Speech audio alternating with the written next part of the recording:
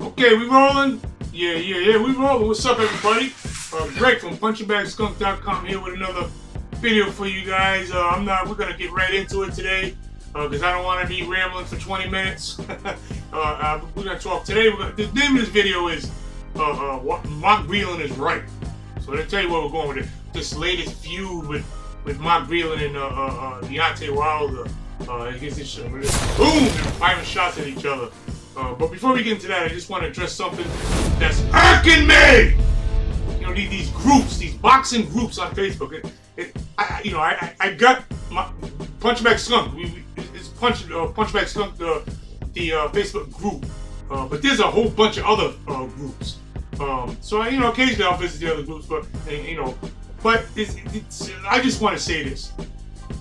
For you jackasses in the groups that, troll, just don't know a damn thing about boxing, watch your mouth. You know what I mean? Because it's aggravating. Because there's really nothing you can do about a keyboard warrior. There's really nothing you can do about it. I mean, and just running them out, talking junk. Like, you would never say none of the things you would say to someone's face. But so it's just aggravating, man. It's funny. I was, years ago, 1988, I fought in the Madison Square Garden, which is the small Felt Farm, which is a small arena inside the Garden. Still the Garden. Okay, Madison Square Garden. And I fought this dude named Pedro. And before the fight, I was outside milling around with my boy Michael Dukes. And you guys remember him, God bless his soul, ex-heavyweight champion Michael Dukes. We was just outside, just shooting the breeze, kicking it outside the hotel, and my manager came out and he says, Vito, and he comes out and he says, Greg, there's some gentlemen up in the hotel room that want to talk to you. And I said, oh, okay, no problem. So I told I'll let you in a minute. I went up to the hotel room. There was two guys. I didn't know who they was. It turned out to be it was Randy Gordon, New York State Athletic Commissioner, who after that I got to meet him and I knew him. Every time I say, hey, what's up, Randy? Became friends from this. Anyway, he was there, and there was a guy that I didn't know called, his name was Bert Sugar.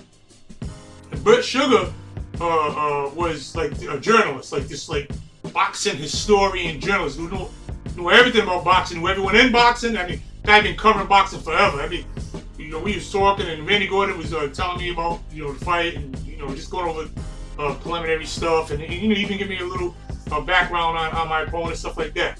Not background, but just like I was asking him questions. Anyway, and this guy Bert Sugar, I never forget that, he's like tilted brim, like tilted hat, and he just knew about boxing, smart man. I mean, so I just started picking his brain. I'm a boxing fan. Even when I was fighting, I was a boxing fan. So I asked some questions, and we talking about Sandy Sadler, we talking about all the old-time fighters, Stanley Ketchum. I'm a boxing historian. I can bring it all the way back to them guys. And we was talking about all these guys, and I was just really good guy to talk to, and older dude. And he said to me, I never forget it. I was just a young pro. I think I had 1 or 2 fights, and he said, he was following me. He was following. He knew who I was. He was like, yo, and you know what he told me? He said, yeah, you remind me of a young Ray Robinson, which is, you can't get no better compliments than that, brother. Believe me when I tell you. So this guy was, a real nice guy. I was happy to meet him, picked his brain, and Bert Sugar was his name. And so I'm in this Facebook group yesterday, and I guess some dude came on and commented on one of my videos, and he didn't say anything really bad. He just said, hey, you talk too much, get to the point, which is kind of true. It takes me 5 minutes before I start rolling. But it is what it is. You watch the video and you get to the brunt of what I'm trying to say. Anyway, some other jackass, I'm not calling him a jackass, but there's a jackass that came on after that that said, it's talking cash junk. Like, you know what I mean? Listen, you're online, you better get thick skin. Understood. But you can tell if it's malicious. You know what I mean? The first one was malicious. You just say, hey man, get to the point. I get that. That's just constructive criticism. But this guy's come on, the other guy come on talking like really ridiculous, like you know what I mean, like if he was in my face, I'd probably punch him in the face. You know, there's certain things you just don't, you just don't run your mouth, because you know what'll happen in person. But anyway, the guy's name was Bert Sugar Jr. So I was like, wow, I know this is not this guy's son. So I'm gonna say, listen, Bert Jr., your father was a classy guy, a class act, a great guy.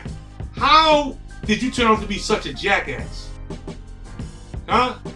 Listen, I'm just saying, people in the... We're already 5 minutes in. See, that's what I mean. All right, we're going to get on to Deontay Wilder in a minute.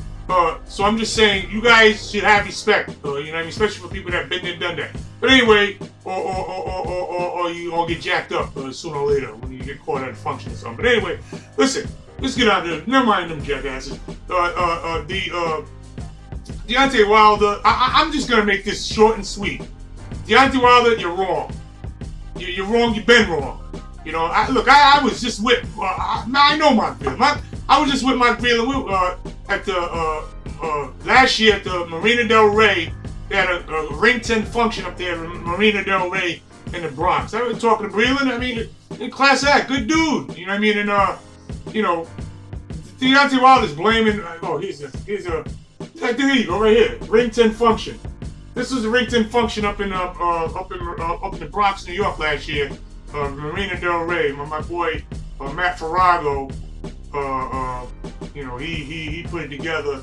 And by the way, shout out to Richard Swartz, who helps run Ring 10 Foundation now. Shout out to Richard Swartz and Matt Farrago, great guys. Matter of fact, I even took out a piece in the program for my business. Let me see. Hey, there you go. I took that ad out in the program for my business, RGT. But anyway, Mark Breland's a good guy, and that don't make Mark Breland right. But if you go over the history, like Deontay's making comments like what really got me about this is that Deontay Wilder, according to Dads in Sports, Deontay Wilder said it's crazy. This is his response to Mark Breland's initial shots fired. It's crazy, bro, Wilder said. It's crazy because I had this man around me for so long. You know what I'm saying? I had him around my family, my kids. I fed this dude. Even when many people thought I outgrew him, many wanted me to fire him. But I kept him on board, and now to hear all these things he's saying about me. Wait a minute. Rewind that again. Outgrew him? Now, this is your trainer, right? So a lot of times people have a trainer, like they have an amateur trainer, and then they go from amateur to pro, and they usually sometimes they get another trainer to let them transition to the pro level. So they get a pro level trainer. A lot of times people will start with their fathers or someone relative, but when they turn pro, sometimes they'll move on to another trainer that because he's got to progress. This is not the case with this here. Because the reason why this is not the case is because Deontay, you ain't progressed in nothing. You still can't fight. You still don't know how to do a jab. All you do is paw with it and then wait for the right hand. You don't know how to fight. So how are you saying how are you saying I gotta people say you outgrew. First of all, people that are in your camp that's dogging your trainer, okay? That's dysfunction right there. That's your trainer, okay? And you, according to what you just said earlier, that he's been with you forever. So if somebody's peeping in your ear telling you to get rid of him, then that's dysfunction in your camp right there. Let me tell you something else. When Tyson Fury whooped your ass the first time, right? When he whooped your ass the first time, which is what he did, you won the fight, but you knocked him down, but he won the fight, but you just, you knocked him down, whatever. But what I'm saying, that first fight, after that, people was on you, man. They was on you, and the only reason that you didn't, the things didn't totally flip against you even more is because of Mark Breland, because of the class that he brought to your camp. You know what I mean? Class act. Everyone loves Mark Breland. Because he's a genuine good guy. So people are gonna have a tendency to believe him before you. You understand what I'm saying, champ? You know what I mean? And he could say the same thing when people was complaining about, some people were saying, well, get another trainer because you ain't learning them. But now it comes out that how can he teach you something if you ain't doing a damn thing he tells you to do? Listen, didn't Mike Tyson get his ass whooped like that back in the day? Don't want to listen to nobody and do his own thing? It's like a lawyer gets in trouble or whatever, he has to get another lawyer. I don't care if he's a lawyer already, he gets another lawyer to defend him. You can't do it yourself. So I'm just like, some of the stuff that's coming out in this, like, I don't know who's telling the truth, who's lying. I really don't know. I never met Deontay Wilder, but what I'm saying, I really don't care. Like, if you go through my videos and see, I'll tell you about Floyd. I'll tell you whatever fighter that I got an opinion on. I'll say. I don't really care. Ain't no whoop my ass. Alright, so I'm saying. So I'm saying I'll hit you with it straight. And I'm saying I never met Deontay, but I chat with Mark Breland on many occasions. I see him every function I go to, and so I get a good feeling of what kind of man he is. You know what I'm saying? And like I said, I don't know Deontay, but judging by the responses that you get through the media after the fights, with basically just with Tyson Fury, you always come up with these dumbass excuses. I mean, my costume is too big. Really? Rigged gloves. I gotta tell. I'm leaning more to believe. Mark Breland's right. I ain't leaning nothing. Mark Breland's right. You act like a jackass. Now, when Mark Breland says that, you don't want to train, you don't want to hit the bag, and he's saying that dudes in your camp, don't, they just yes men. You can't have no kid. Yes men ain't winning no fights.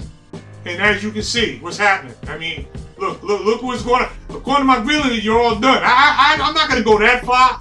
I'm not going to go that far and say you're all done because, you can always, it's always room for improvement. If you listen, start all over. I said after the first fight, I'm sorry. After you initially fired Mark Breland, remember, was that the first or the second Tyson Fury fight? I think it was the second one. You fired him. And then if you go on Punchingbagskunk.com and look at, it's like, I got like 3 or 4 videos on the Tyson Fury, Deontay Wilder. It's like a bunch of videos on Wilder that I made.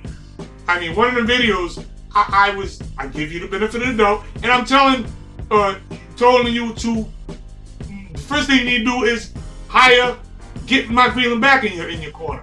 You know what I mean? But now I don't think he'll come back, even if you ask him to come back now. I mean, I wouldn't. I mean, you know what I mean? You talk about this guy saying he said that he didn't even have your number. When does your trainer even have a number to reach you by? I mean, you're not gonna always be in the same state. I mean, you know what I mean? So, but he needs your number to call you. What are you doing? You know what I mean? Did you run? Whatever. However your training arrangement is. I know you don't just meet you at the fight, because that ain't a trainer. That's a second or a cut man. That they meet you at the fight. But the trainer has to be hands-on every day. So he can't be in New Jersey and you be in California and think he's trained. You got to be in camp together. To work together to get some kind of solidarity going. So to learn. Evidently, you ain't learning, bro. You ain't learning. You know, how do you get to a level, okay? How do you get to a level that you don't even know how to throw a jab? And you're gold medalist, right? Yeah, gold medalist and world heavyweight champion. When do we get to that point? Listen, that could be natural talent. Natural talent can get you a long way, but it ain't gonna keep you there. You have to be a student of the game. You didn't get there and think you know every damn thing. And you know what? I'm done with it. You know, it's funny because I'm a little riled up because I always defended the guy. And I'm not really coming totally down on him now. I'm just saying I think Mark Breland is right. So basically, this video is just me saying like what it says, the name of the video. Mark Breland's right. I just think he's right on this whole thing with Deontay Wilder. I don't think Deontay got nothing to stand on. If you look at history, if you look at it, just doesn't add up. I think Mark Breland's right about everything he said. That's all there is to it. And, you know, but what gets me about this whole situation is that when Deontay was going through the fights with the Tyson Fury, and it was almost like, and how did I put it in that other video? I want to see how I put it in that other video. It was almost, it felt to me like that first Barack Obama campaign. Just hang on, I'm gonna explain what I'm saying. They're homeboys. It felt to me like the first Barack Obama campaign because people was voting for Obama that really didn't have any clue about politics. They didn't know nothing about foreign policy. They didn't know nothing about nothing. But hey, Obama, he's black, I'm voting for him. So I almost felt like even though Deontay Wilder, when he was fighting Tyson Fury, it almost like I had to, look, I'm a boxing historian, and I think boxing should be colorblind. That means you black, white, whatever. If you're good, you're good. You kick ass, you're good. You're good, you're good. But for some reason, I felt the undercurrent of something else in that whole situation. If they want to stick on that side, I don't like that stuff in boxing. But the bottom line is, this is a reality. Okay, it's a reality. It is a reality. So I felt like I had to, even though, you know, I had to defend him. So I was defending you in my videos. I would go look back. Go to Punchingbagskunk.com. Go search through all the videos. There's at least 3 or 4 of them on the Deontay Wilder, Tyson Fury, you know, series, match, bouts, whatever you want to call it. But I was defending you, man. And now you're gonna come out here firing on my boy Mark Breland, like what? Like wow. Listen, you know.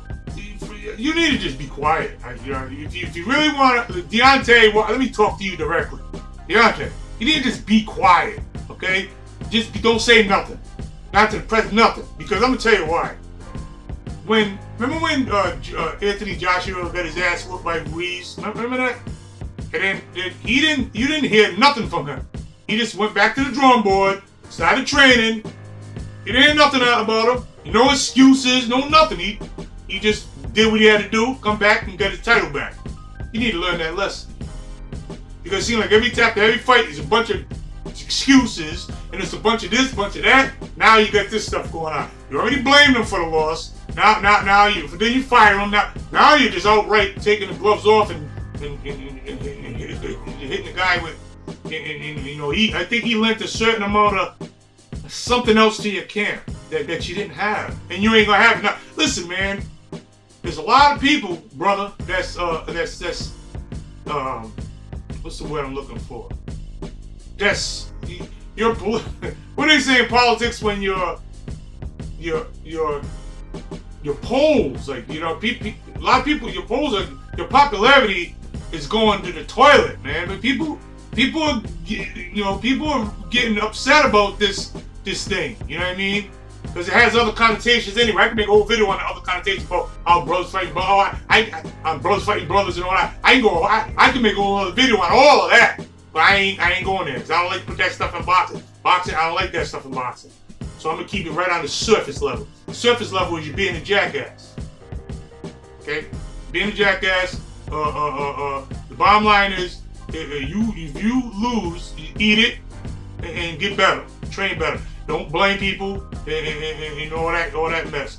And if you and Mark have to split on just on a strictly business level, then do what you gotta do. But you don't gotta. And look, and Mark, on the other side, I haven't really seen nothing that made me think that Mark's lying, man. Like I haven't seen nothing that makes me say that nigga lying. That's a lie. You know what I mean? Because it sounds like it might, it just adds up to me. You know what I mean? I'm a good judge of it. It just adds up to me. Like this probably could happen. Like, I could see you walking in and that, like the other guy, like he said that one of your entourage, you hang around jackasses, say, hey, all right, everybody, don't say nothing to him today. Like you gotta give out a press release before you come to the gym. so people don't upset you. I mean, what the hell is going on here? Is that what boxing is now? Man, get your ass in and do some jumping jacks. Need to do some knee bends because your legs were non-existent in the last Tyson Fury fight. Non-existent. So you need to do some knee bends. Do some knee bends. You know what I'm saying? Do some damn knee bends. Get your legs stronger. Anyway, I could go on and on, but I'm just, it just aggravates me a little bit with some of these things that you're saying. People want you to get rid of them. Like, ain't you the king? You the champ? No one will have to. You know what I mean? You're outgrowing. It's like a little tic-tac-tac. It reminds me of what I said about the kids in boxing. Because the kids are always on social media talking to, champions don't want to fight no damn buddy. They just want to, they take all the chances to get the belt. Once they get the belt, don't want to do nothing. Don't want to fight nobody. Just want to fight the jackasses to get their money and fight easy fights. That's all. I want to keep my bubble. I want to keep their bubble. So once they get there, they don't want to do nothing. That's why 1,000 champions ain't none of them fighting each other. You know what I'm saying? None of them gonna fight each other. They're all just sitting around trying to get paid on nonsense. But they'll stay on social media. This all talking about with beep. I been my spot you back in 1910 and I beat your butt. And then he come back. Well, you didn't beat nothing. I'll bring it to the street. And you ain't in the street. You just acting like you're street. You ain't street. Oh yeah, that's why I took your girl. That's like, man, just shut up. Nobody want to hear that. Just fight, man. Now you got boxing. All you do is sit around and go back and forth on social media. You're a punk. You're a punk. You're a punk. You're a punk. All this stupid stuff. Just fight. Fight is fight. They fight don't talk. That's what they do. You and Tyson Fury sit up there. One time I watched the press conference. You guys sit up there building the fight up and arguing about who's more popular. I sold more tickets. You said I sold more tickets. No, I sold more tickets. No, I sold more tickets. I sold more tickets. Man, shut up and fight. Who cares? Who cares who sold tickets? Who cares who's in it? I tell people all the time, and I'm gonna end with this, because I'll just keep ranting all day, make me mad, get my blood pressure up, and all kind of stuff. Because you guys aggravate me. Listen, who gives a damn if there's 2 people in the audience? I don't care about ticket sales and all that stuff. I tell you guys all the time, them terminology shouldn't even be in boxing in the first place. Alright? Just fight. The best gotta fight the best. Either down be like the best can't fight the best because you guys too busy arguing about who sold more tickets, who's more popular. I got 1,000 tweets or whatever. I don't even know how that actually works. But I think the more tweets you get, the more popular you are. Or whatever the hell it is. Deontay Wilder, man. Kill that noise. Kill that noise. You know what I mean? Kill that noise. I believe Mark Breland's right. Alright, let me just say that plain and clear. I believe Mark Breland's right about this. Alright? Punchingbagskunk.com. Greg from Punchingbagskunk said Mark Breland's right. You don't like it? Too bad. And ain't nobody whoop my ass. Anyway, Punchingbagskunk.com. We get the best out of boxing. Real talk. Give it up. Listen, everybody. Have a good day and put your mask on, man, and chill out and be safe. Peace out.